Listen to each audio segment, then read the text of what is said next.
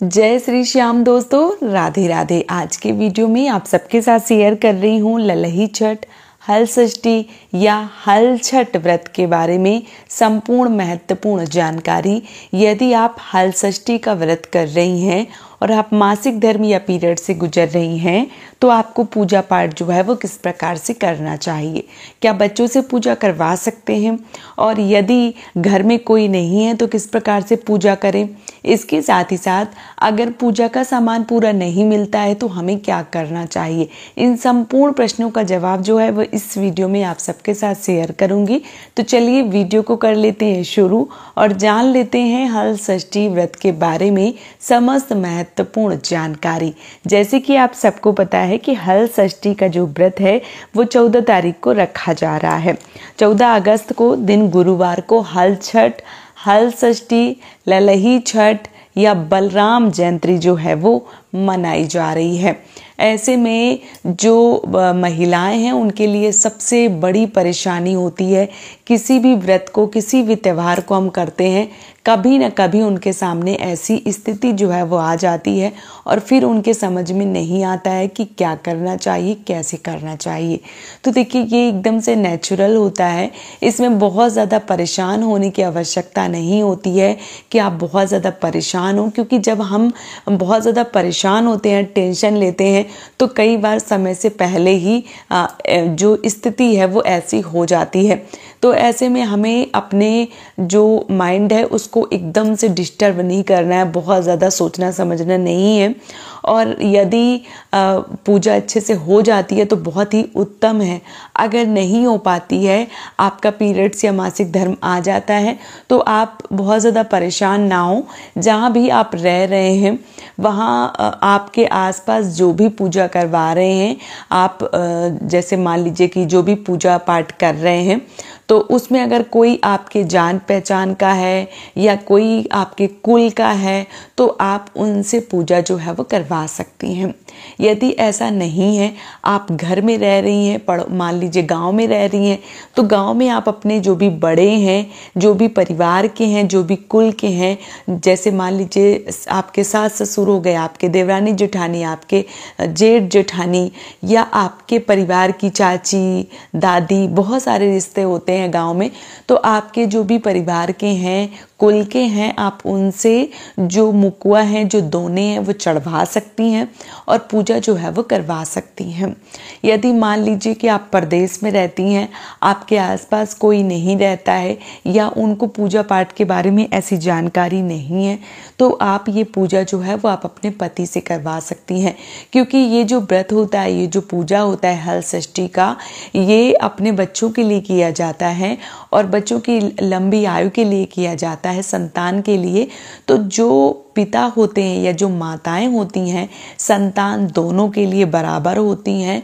तो चाहे माता करें पूजा, चाहे पिता करें पूजा, संतान की आयु जो है वो लंबी होगी, क्योंकि दोनों की ही संतान है इसलिए। और इसके साथ ही साथ बहुत सारे लोगों के मन में ये भी प्रश्न आता है कि पति मान लीजिए ऑफिस चले गए हैं, मेरी ऐसी स्थिति हो गई है कि मैंने सारा सामान जो है वो लगा कर रख लिया है, अब क्या हम बच्चों से पूजा करवा दें? तो बिल्कुल नहीं, क्योंकि बच्चों के लिए इस व्रत को रखा जा रहा है, तो बच्चों से इस पूजा में कभी भी हाथ नहीं लगवाना चाहिए, बच्चों से पूजा जो है वो नहीं करवानी चाहिए। ऐसी स्थिति है कि घर में कोई नहीं है और पूजा पाठ जो है वो आप नहीं कर पा रही हैं, तो आपको बहुत ज़्यादा परेशान होने की आवश्यकता नहीं है। आप व्रत जो है वो पूरा कर लीजिए, पूजा पाठ करने की ज़रूरत फिर नहीं होती है। प्रणाम कीजिए भगवान को हाथ जोड़कर कि जो पूजा है वो आप ऐसी स्थिति में नहीं कर सकती हैं। अगली वर्ष जब भी व्रत जो है वो आएगा, आप अच्छी स्थिति में होंगी तो आप विधिवत रूप से पूजा अर्चना जो है वो ज़रूर करेंगी। ऐसा आप कह के व्रत को पूर्ण कर सकती हैं।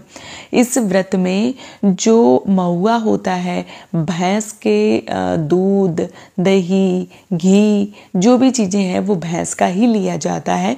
तो भूल से भी आप गाय के दूध का, गाय के दही का, घी का इत्यादि गोबर का प्रयोग बिल्कुल भी ना करें, भैंस का ही प्रयोग जो है वो करें।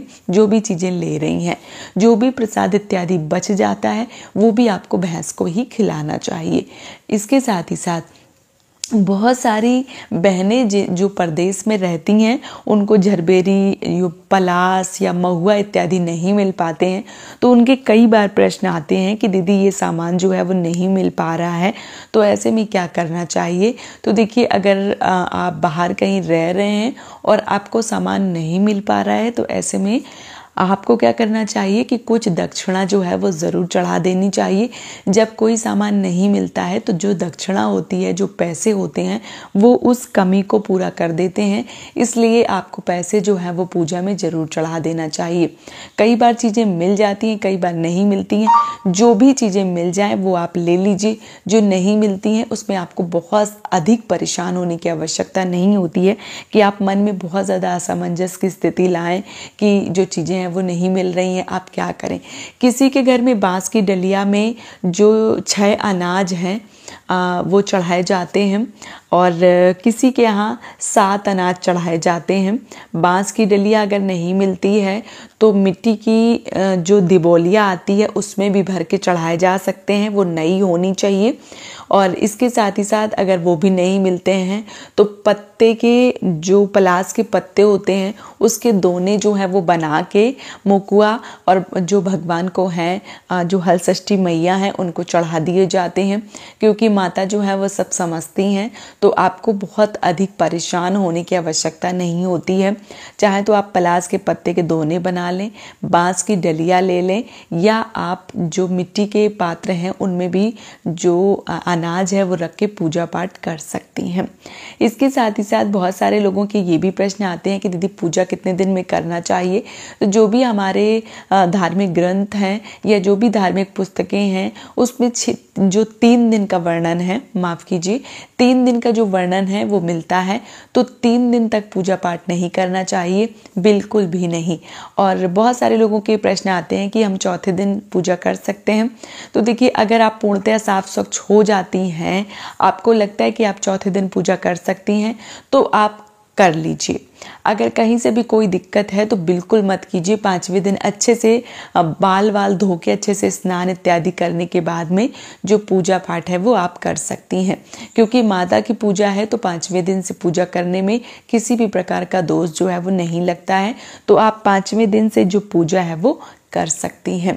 जिनके पुत्र हैं, पुत्र के हिसाब से जो दोने हैं वो चढ़ाए जाते हैं। देखिए, मैं यहाँ पे कोई पुत्र और पुत्री को ऊपर नीचे नहीं कर रही हूँ, लेकिन जो व्रत है जिस प्रकार से किया जाता है वो मैं आप सबको बता रही हूँ। आज की दुनिया में पुत्र और पुत्रियाँ दोनों बराबर हैं। संतान के लिए इस व्रत को रखा जाता है, लेकिन बच्चों के अनुसार, जैसे एक बच्चा है, एक बेटा है, तो 3 जो दोने हैं, जो मुकुआ है, वो चढ़ाए जाते हैं और किसी के यहाँ 6 चढ़ाए जाते हैं। तो आप अपने घर की परंपरा के अनुसार देख लीजिए कि आपके घर की क्या परंपरा है। आपके घर में 3 चढ़ाए जाते हैं कि 6 चढ़ाए जाते हैं। अच्छे से पूजा पाठ करने के बाद में वो जो प्रसाद होता है वो गांव में, आस पड़ोस, मोहल्ले में सब जगह बांटा जाता है, वितरित किया जाता है। मैं मेरे बचपन से देख रही हूँ कि हमारे यहाँ मिट्टी के जो बर्तन होते हैं, जिसको हम लोग चुकड़िया बोलते हैं, जो दिवोलिया होती है, उसका जो घड़ा जैसा छोटा रूप होता है, उसी में भरे जाते हैं और फिर वो प्रसाद स्वरूप पूरे मोहल्ले में बांटे जाते हैं। तो ऐसा किया जाता है। अब आपके घर की परंपरा क्या है वो तो मुझे नहीं पता है, क्योंकि सबके घर के रीति रिवाज, नियम थोड़े से अलग हो सकते हैं। तो आपके यहाँ जैसा होता है वो आप कर सकते हैं। तो जो हल षष्ठी है उसे ललही छठ, हल छठ, या बहुत सारे लोग इसे जो सीता माता है उनके प्रकट उत्सव के रूप में भी मनाते हैं, क्योंकि इस दिन हल से जुता हुआ कोई सामान नहीं खाया जाता है और हल के जुते हुए में जो माताएं व्रत रखती हैं वो नहीं जाती हैं। ऐसा इसीलिए माना जाता है क्योंकि जो माता सीता हैं वो हल, जब उनके पिताजी हैं जो हल निकाल रहे थे तो घड़े में माता सीता जो है वो निकली थी।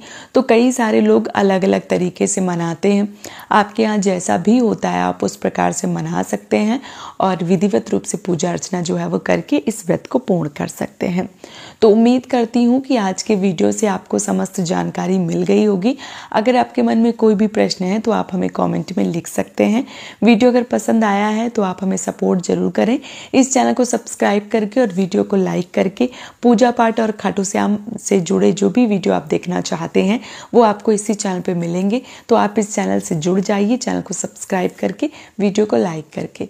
ये वीडियो यहीं पे समाप्त करूंगी। बहुत जल्दी मिलूंगी एक और नए वीडियो के साथ में।